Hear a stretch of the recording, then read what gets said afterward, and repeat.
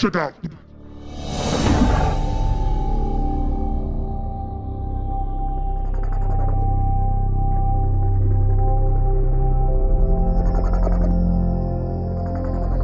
Et tout de suite, on rejoint Hélicoptère pour un duplex aérien.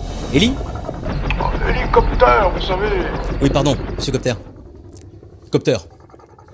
Tant pour moi. De quoi allez-vous nous parler aujourd'hui, Héli ? Oui, Jean, je survole actuellement donc l'océan pour vous faire partager un petit peu les effets de la tempête qui sévit actuellement sur la mer d'Iroise. Ah oui, oui, nous recevons à l'instant votre signal. Dans le Finistère. Ouh là là ! Ça souffle énormément là. Oui, nous chahutons pas mal, mais le téléhélicoptère est équipé de gyrostabilisateurs de force qui annulent toutes les turbulences et nous permet de vous offrir ces exceptionnelles images. C'est magnifique.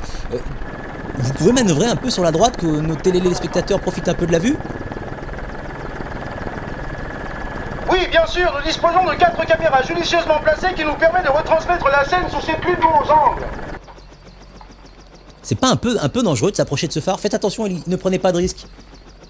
Oui, vous avez raison. D'ailleurs, quand c'est beau, souvent, faut se méfier. On reçoit pas mal de SMS de téléspectateurs, Héli. Voilà, ils voudraient savoir si vous avez un bouton de vitesse lumière à bord de cet appareil. Oui, Jean, nous disposons de ce bouton qui nous permet d'actionner l'ultra-vitesse et de quitter immédiatement l'atmosphère terrestre pour voyager dans l'espace et rencontrer d'autres formes de vie si toutefois il en existe. Héli ? Est-ce qu'on peut voir ce que ça donne quand on appuie dessus ? Oui, l'actionner. Et bien sûr, voilà, je programme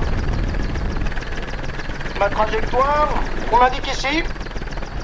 Ensuite, je tourne mon bouton d'ultra-vitesse comme ceci pour atteindre les 299 000 km/s. Et là... Oh là là, c'est incroyable. Incroyable. Aïe, ça fait un peu peur, mais bon. C'est quand même la vitesse de la lumière. Là, ça va se calmer. Voilà. Ça y est, nous y sommes. Nous sommes en banlieue terrestre. Regardez. Regardez. Waouh, qu'est-ce que c'est joli. Qu'est-ce que c'est ? Ce sont les dentelles de particules rocheuses qui se colorent comme un arc en espace. Un peu comme un arc-en-ciel sur Terre. Héli, on distingue une petite planète au loin. On peut s'en approcher ? Oui, bien sûr. On fait ce qu'on veut sur Télélé, vous savez. On peut d'ailleurs, et on va pénétrer son atmosphère pour vous en révéler sa surface. Allez-y mollo quand même, hein. Héli, allez-y mollo. On a besoin de vous, vous savez. Non, ne prenez pas de risques, ne prenez pas de risques inconsidérés. Pas de soucis, Jean. Il est normal de trembler dans les pénétrations orbitales. Vous savez, c'est la nature, hein. Tous ces nuages là, c'est étrange là, toute cette masse gazeuse. On en a vu quand même pas mal là, non, Héli ? Mais n'ayez crainte, Jean. Nous passons les acides stratosphériques qui constituent l'atmosphère chargée de cette planète. Héli, ne vous perdez pas. Comment s'appelle-t-elle ?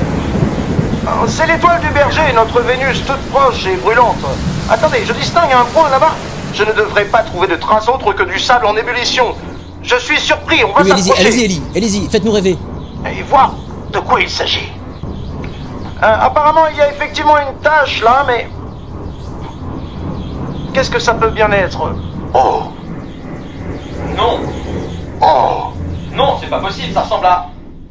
Non mais c'est pas possible. C'est un phare. C'est un phare.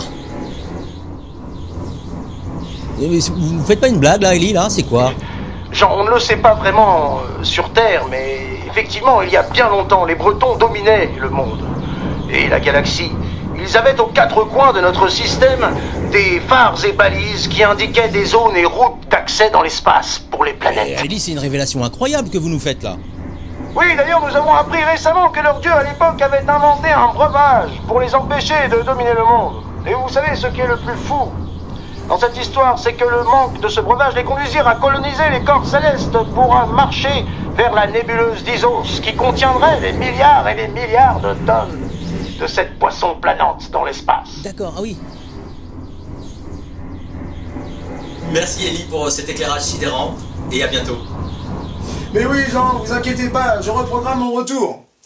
À bientôt, Jean.